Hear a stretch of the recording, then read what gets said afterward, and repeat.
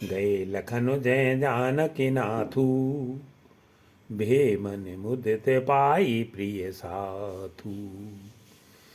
लक्ष्मण जी वहाँ गए जहाँ श्री जानकी नाथ जी थे और प्रिय का साथ पाकर मन में बड़े ही प्रसन्न हुए। श्री राम जी और सीता जी के सुंदर चरणों की वंदना करके वे उनके साथ चले और राजभवन में आए। वंदे राम सिय चरण सुहाए, चले संग नृपे मंदिर आए।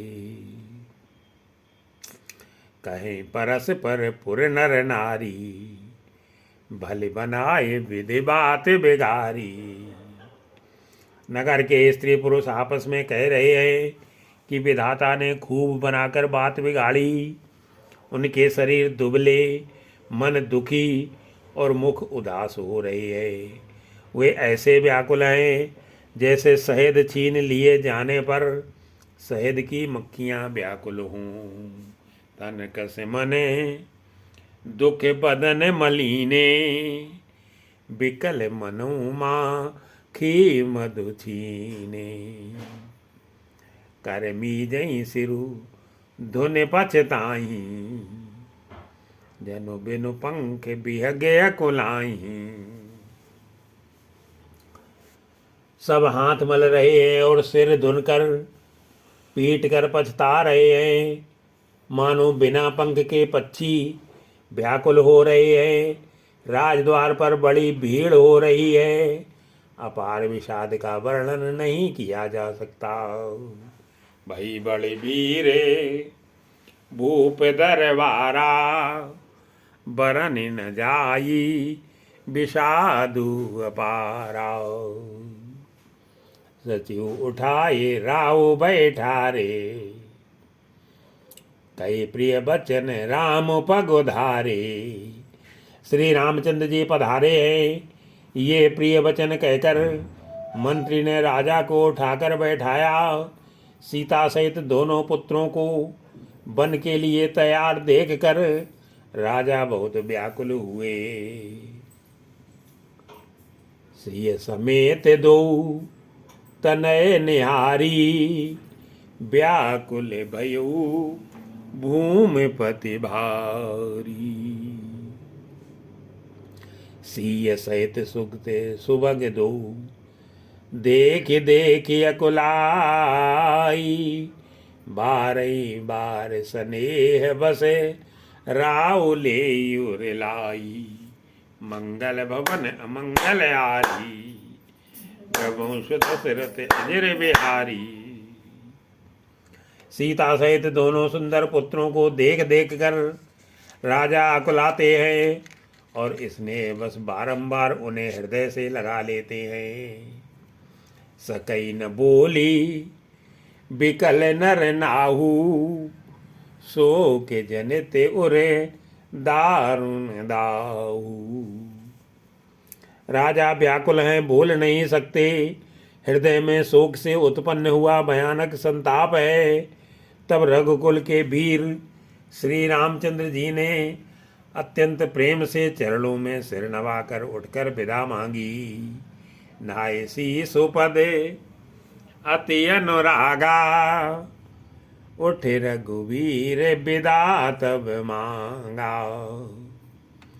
पितु आशीष आय सुमोहि दीजे, हरस समय विस्मोकत कीजे। हे पिताजी, मुझे आशीर्वाद और आज्ञा दीजिए। हर्ष के समय आप शोक क्यों कर रहे हैं? हे ताते, प्रिय के प्रेम बसे प्रमाद कर्तव्य में त्रुटि करने से जगत में यश जाता रहेगा और निंदा होगी। तात किए प्रिय प्रेम प्रमादु, जसु जग जाई होई अपवादु। सुन सने बस उठ नर नाहा, बैठा रे रघुपति गई बाहा। यह सुनकर स्नेह बस राजा ने उठकर श्री रघुनाथ जी की बाँह पकड़कर उन्हें बैठा लिया और कहा, हे तात सुनो, तुम्हारे लिए मुनि लोग कहते हैं कि श्री राम चराचर के स्वामी हैं। सुनो ताते, तुम कहूँ मुनि कहीं, राम चराचर नायक अयही। शुभ अर अशुभ कर्म अनुहारी, ईसु देय फल हृदय विचारी। शुभ और अशुभ कर्मों के अनुसार ईश्वर हृदय में विचार कर फल देता है। जो कर्म करता है वही फल पाता है, ऐसी वेद की रीत है। यह सब कोई कहते हैं, करे जो कर्म पाव फल सोई। निगम नीति असी कह सब कोई, और करे अपराध को और पाव फल भोगु। अति विचित्र भगवंत गति को जग जाने जोगु। मंगल भवन अमंगल हारी, द्रवंश दशरथ अजर बिहारी। किंतु इस अवसर पर तो इसके विपरीत हो रहा है। अपराध तो कोई और ही करे और उसके फल का भोग कोई और ही पावे। भगवान की लीला बड़ी ही विचित्र है, उसे जानने योग्य जगत में कौन है। राय राम राखने ते लागी, बहुत उपाय किए चलो त्यागी। राजा ने इस प्रकार श्री रामचंद्र जी को रखने के लिए छल छोड़कर बहुत से उपाय किए, पर जब उन्होंने धर्म धुरंधर धीर और बुद्धिमान श्री रामचंद्र जी का रुख देख लिया और वे रहते हुए न जान पड़े। लकी राम रुके रहते न जाने, धर्म धुरंधर धीर सयाने। तब नपसी लाए उर लीनी, अतिहित बहुत भांति सिख दीनी। तब राजा ने सीता जी को हृदय से लगा लिया और बड़े प्रेम से बहुत प्रकार की शिक्षा दी। बन के दुसे दुख कहकर सुनाए। फिर सास ससुर तथा पिता के पास रहने के लिए सुखों को समझाया। कही बने के दुखे दुसे सुनाए, सास ससुर पितु सुख समुझाए। सियम अनुराम चरण अनुरागा, घर न सुगम बनो विषम न लागा। परंतु सीता जी का मन श्री रामचंद्र जी के चरणों में अनुरक्त था, इसलिए उन्हें घर अच्छा नहीं लगा और ना वन भयानक लगा। फिर और सब लोगों ने भी वन में विपत्तियों की अधिकता बता बताकर सीता जी को समझाया। और सबई सीय समझाई, कही कही विपिने विपत्ति अधिकाई। सचिव नारी गुर नारी सयानी, सहित स्नेह कहीं मृदुबानी। मंत्री सुमंत्र जी की पत्नी और गुरु वशिष्ठ जी की स्त्री अरुंधति जी तथा और भी चतुर स्त्रियां स्नेह के साथ कोमल वाणी से कहती हैं कि तुमको तो राजा ने वनवास दिया नहीं है, इसलिए जो ससुर गुरु और सास कहें तुम तो वही करो। तुम कहूँ तो ना दीन बनवासु, करऊ जो कहीं ससुर गुर सासु। सिख शीतल हित मधुर मृदु, सुन सीतई न सुआनी। शरद चंद चंदिन लगते, जनु चकई अकुलानी। मंगल भवन अमंगलहारी। बहु दशरथ अजिर बिहारी। यह शीतल हितकारी मधुर और कोमल सीख सुनने पर सीता जी को अच्छी नहीं लगी। वे इस प्रकार व्याकुल हो गईं, मानो शरद ऋतु के चंद्रमा की चांदनी लगते ही चकई व्याकुल हो उठी हो। सीय सकुच बस उतरु न देई, सो सुन तमकी उठी कैकेयी। सीता जी संकोच बस उत्तर नहीं देती। इन बातों को सुनकर कैकेयी तमक कर उठी। उसने मुनियों के वस्त्र, आभूषण, माला, मेखला आदि और बर्तन, कमंडल आदि लाकर श्री रामचंद्र जी के आगे रख दिए और कोमल वाणी से कहा, मुनिपट भूषण भाजन आनी, आगे धरी बोली मृदुबानी। नपई प्राण प्रिय तुम रघुबीरा, शील स्नेह न छाणिय भीरा। हे रघुबीर, राजा को तुम प्राणों के समान प्रिय हो। भीरु प्रेमवश दुर्बल हृदय के राजा शील और स्नेह नहीं छोड़ेंगे। पुण्य, सुंदर, यश और परलोक चाहे नष्ट हो जाए, पर तुम्हें बन जाने को वे कभी ना कहेंगे। सुकृत सुजसु परलोक न साऊ, तुम्हें जान बन कहिए न काऊ।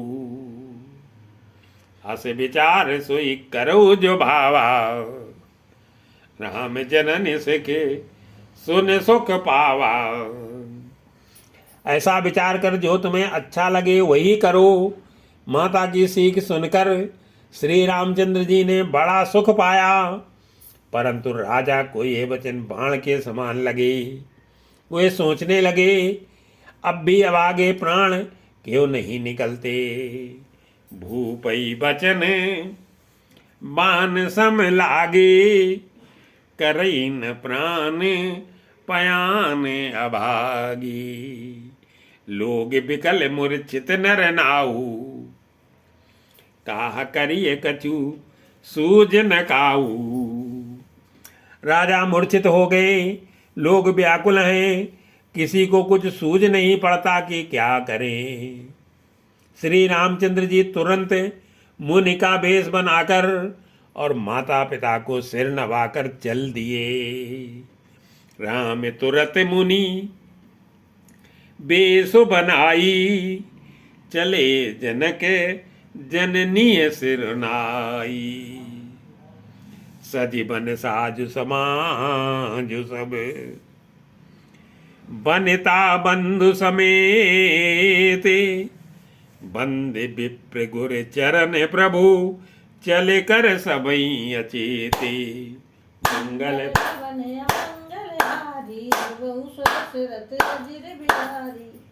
वन का सब साज समान सज कर, वन के लिए आवश्यक वस्तुओं को साथ लेकर श्री रामचंद्र जी, श्री सीता जी और भाई लक्ष्मण जी सहित ब्राह्मण और गुरु के चरणों की वंदना करके सबको अचेत करके चल दिए। निकस वशिष्ठी द्वार बैठाड़े, देखे लोगे बिरह दो दाड़े। राजमहल से निकलकर श्री रामचंद्र जी वशिष्ठ जी के दरवाजे पर जा खड़े हुए और देखा कि सब लोग बिरह की अग्नि में जल रहे हैं।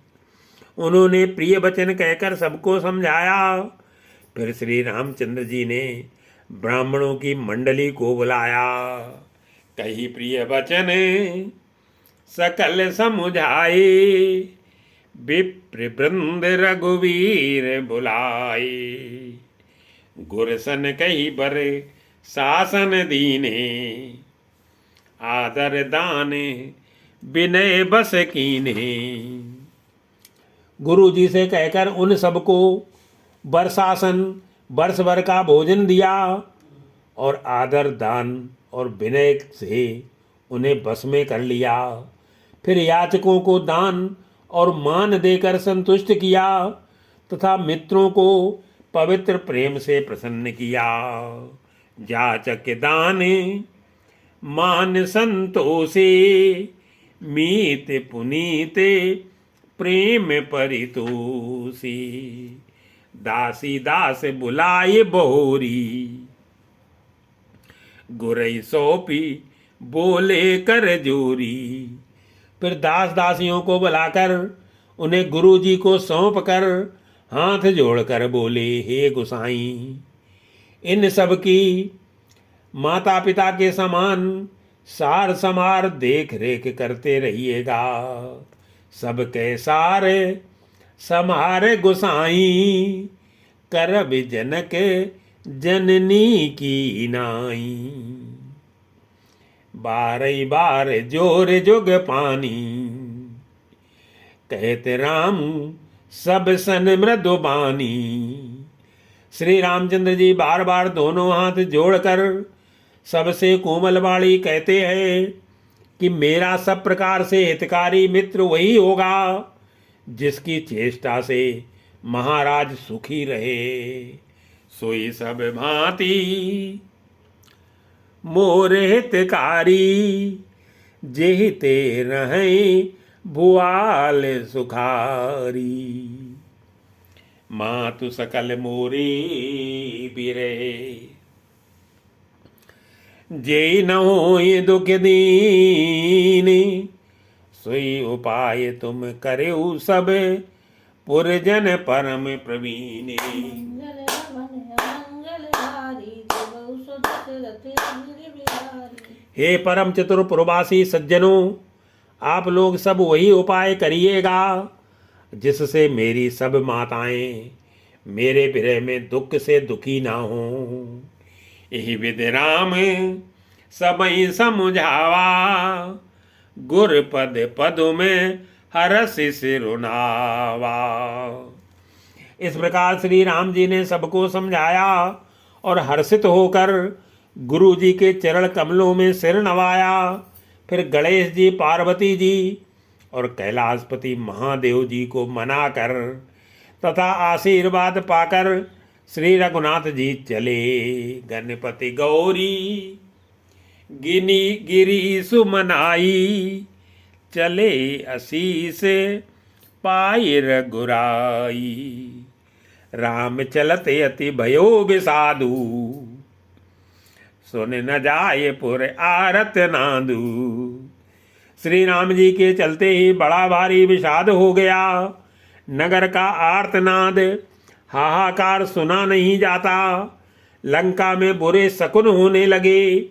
अयोध्या में अत्यंत शोक छा गया और देवलोक में सब हर्ष और विषाद दोनों के बस में हो गए।